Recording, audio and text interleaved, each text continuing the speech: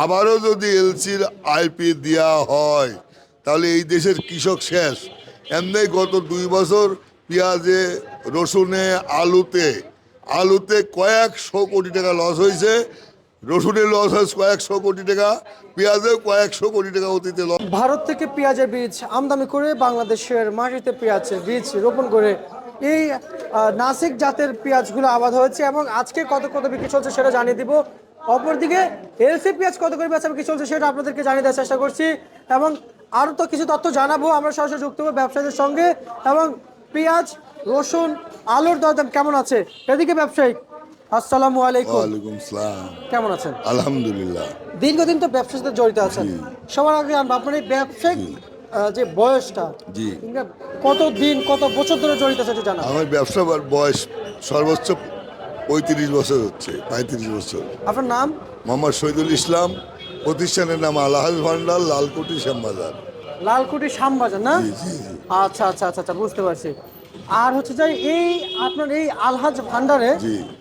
আপনার এই আলহাজ ভান্ডারে আসলে পেঁয়াজের আমদানিটা কেমন হচ্ছে প্রতিনিয়ত? আমদানি এখন নতুন সিজন তো, ভরা মৌসুম। আপনার প্রায় 300 বস্তা আমদানি হয়েছিল। ভোর 6টার থেকে বিক্রি শুরু করেছে, 9টা পর্যন্ত বিক্রি, দেশি পেঁয়াজ বিক্রি শেষ। এই পেঁয়াজগুলা ভারতের নাসিক প্রদেশের বীজ এই দেশেতে রোপণ করে এই দেশে বাজারে আমদানি করেছে।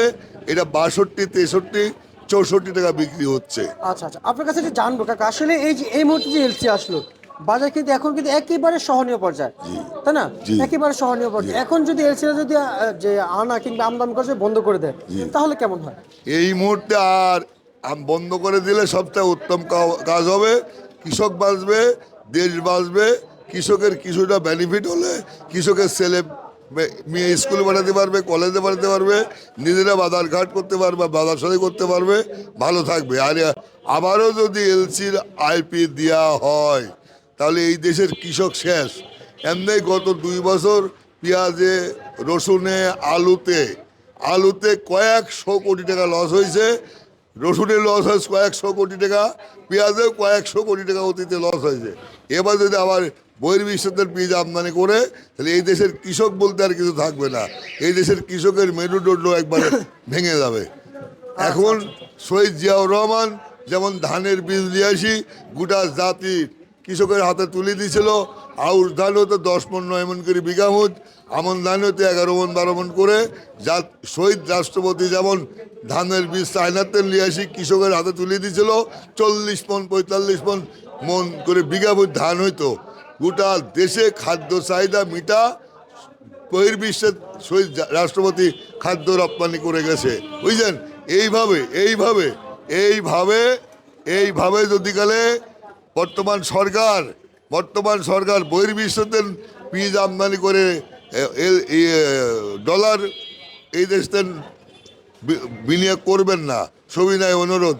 আজ দেশে আমি 8টা ডিস্ট্রিক্ট, 54টা থানা, 270টা ইউনিয়ন সফর করেছি। যে পেঁয়াজ জমিতে আছে 19 তারিখ 20 তারিখ দিন আমদানি হবে, পেঁয়াজের বাজার চলে আসবে 50 টাকা, 55 টাকা, 40 টাকা কেজি চলে আসবে। এরপরে যদি আবার এলসি দেয়া হয় কি এলসি আনা হয় তাহলে পেঁয়াজের বাজার চলে আসবে 25-30 টাকায়। বিধায় সবিনয় অনুরোধ, করজোড়ে মিনতি, আকুল আবেদন, সবিনয় নিবেদন, আর এলসি আনবেন না।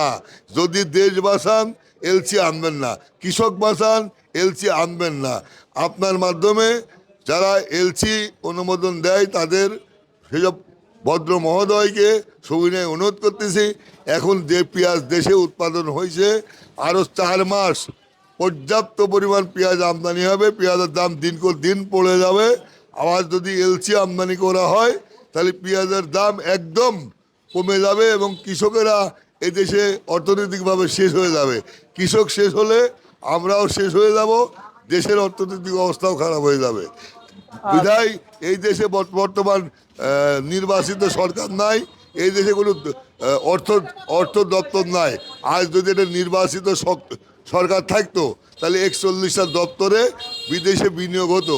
আপনার কৃষির উপর বিনিয়োগ হতো, আপনার শিক্ষার উপর বিনিয়োগ হইতো, আপনার স্বাস্থ্য খাতে বিনিয়োগ হইতো, রেল খাতে বিনিয়োগ হইতো, বিভিন্ন খাতে বিনিয়োগ হয়ে এই দেশের কর্মসঞ্চলতা ফিরিয়ে আসতো। কোনো নির্বাচন না থাকায় অস্থায়ী প্রেসিডেন্ট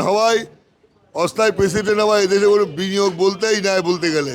এই দেশের কৃষকের পয়সায় দিয়েই দেশ পরিচালিত হচ্ছে। বিদায় যদি আবার আপনার মাধ্যমে আবারও অনুরোধ করি, সবিনয় অনুরোধ করজোড়ে মিনতি আকুল আবেদন, আর যেন 1 কেজি পিজও বহির্বিশ্ব থেকে আমদানি না করা হয়। আচ্ছা। দেশে 19 তারিখে পেঁয়াজ আমদানি শুরু হবে। বাংলাদেশের 13টা ডিস্ট্রিক্ট, 91টা থানা, 415টা ইউনিয়নের পেঁয়াজ একযোগে আমদানি হবে। পেঁয়াজের দাম 40-50 টাকা হয়ে যাবে। বিদায় 1 কেজি এলসির দরকার, আর দরকার নাই ভারতের দাও না, এবং ইন্দোনেশিয়া, তুরস্ক কোনো রাষ্ট্রের পেঁয়াজে এই দেশের দরকার নাই। যদি পেঁয়াজ আমদানি করা হয়, এই দেশের কৃষক গতবারের মতো আবার লস খায়, সব বাড়িঘর বেচিয়ে গরু বাছুর বেচে সরবরাহ হয়ে যাবে।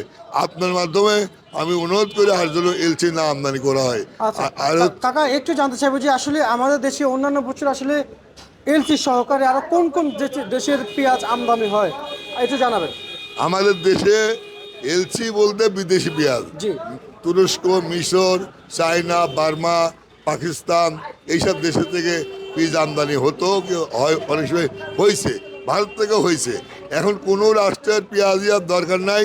বাংলাদেশ যতদিন আছে, আর বর্তমান নির্বাচিত সরকার যদি এই কৃষকের হাতে পেঁয়াজের বীজ ভারত থেকে হোক, দক্ষিণ কোরিয়া হোক, উত্তর কোরিয়া থেকে পেঁয়াজের বীজ যদি কৃষকের হাতে তুলে দেয়, এখন আমাদের দেশি পেঁয়াজের বীজ থেকে যে বীজ উৎপাদন হয় 35 মণ 40 মণ, আর বহির্বিশ্ব থেকে বীজ আমদানি না করে বীজের বীজ আমদানি করে কৃষকের হাতে তুলে দিলে 120 মণ 25 মণ করে বীজ উৎপাদন হবে।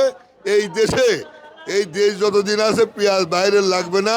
এই দেশে পেঁয়াজ বাৎসরিক চাহিদা হচ্ছে আপনার 35 লাখ টন উৎপাদন হবে। 2 মাসে উৎপাদন হবে 70 লাখ টন, 6 মাসে উৎপাদন হবে 1,50,00,000 টন। এই দেশের পেঁয়াজ চাহিদা মিটা, সরকার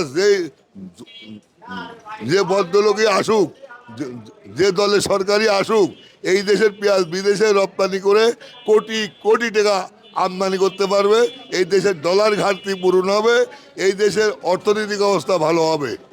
আর কাকা, আজকের বাজারে এই পেঁয়াজ কত বিক্রি চলছে? এটা নাসিকের বীজ, সোনার বাংলায় কুষ্টিয়া ডিস্ট্রিক্টে উৎপাদন, বিক্রি হচ্ছে 64-65। 64-65। জি।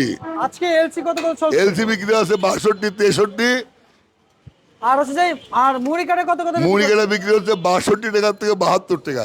আচ্ছা, আজকে মুড়ি কাটা। জি, মুড়ি কাটা। আর হচ্ছে যে আজকে নতুন আলু কত বিক্রি চলছে? নতুন আলু বিক্রি হচ্ছে 13 টাকা থেকে 18 টাকা, আর পুরানটা বিক্রি হচ্ছে 7 টাকা থেকে 10 টাকা। 10 টাকা। জি।